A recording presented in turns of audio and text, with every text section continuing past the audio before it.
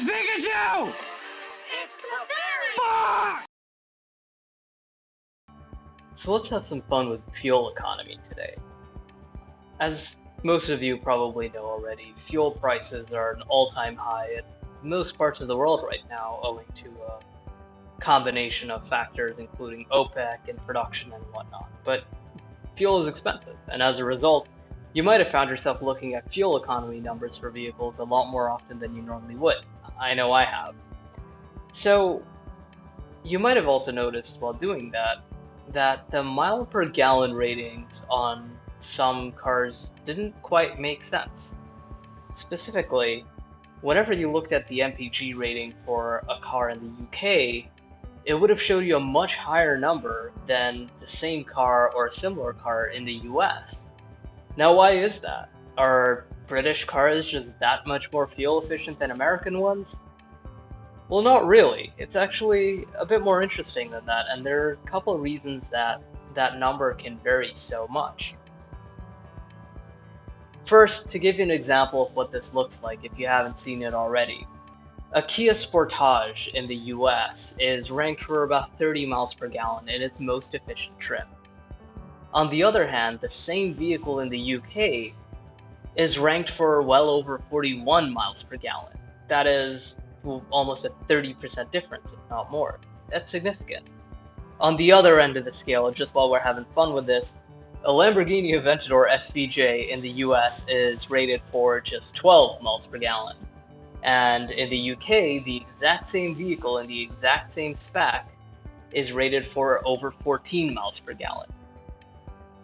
So what's going on here? Well, there's two things. Starting with the more obvious one, testing. Obviously, when cars are rated for fuel economy, there's a certain standardized test they have to go through to get that number. In the US, that test is specifically prescribed by the US EPA, the Environmental Protection Agency, and they define exactly how any vehicle sold in the US gets to that EPA combined mileage number. In the UK, the guidelines for the test are set by the WLTP, which is a standard light vehicle testing protocol, and that is different to what the EPA uses. And as a result, if you do a different test for fuel economy on the same vehicle, you're going to get different results. Hence, we get one explanation for the numbers. But there's a second one too, and this one might not be very obvious if you've never looked into this before. And that is that gallons are not the same in the US and the UK. It sounds weird, but you might have noticed that gallons are sometimes denoted by US or imperial. And that's exactly what we're seeing at play here. A US gallon is equal to about 3.78 liters. On the other hand, an imperial gallon, like they use in the UK, is about 4.5 liters. That's a big difference, and you can tell right away that a UK gallon is much bigger than a US gallon. Now, as a result, well, more fuel means more distance. So if you're measuring miles per gallon with a bigger gallon, then of course, you're gonna get a higher number at the end of the day.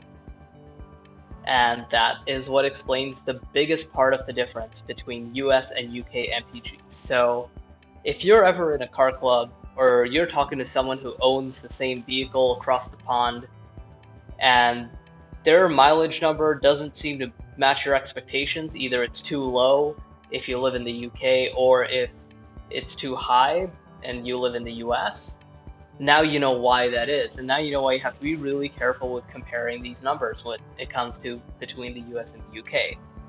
What's the best solution for this? Honestly, can't we all just go metric?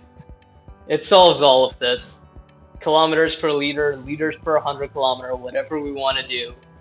If we go metric, I mean, it solves all of this. But there's your answer. If you've ever wondered why British cars seem a lot more efficient, they're not. It's just the measurement is different because the US and the UK use horribly outdated measures. I hope you found that kind of interesting. I know it took a while for me to realize why my friends in the UK had such ridiculous fuel economy figures compared to what I was seeing in the States. So hopefully it gives you a little more insight, and now you can call out some folks who are showing off on an internet forum. That's what the internet's for, right? So enjoy. I hope you found this useful.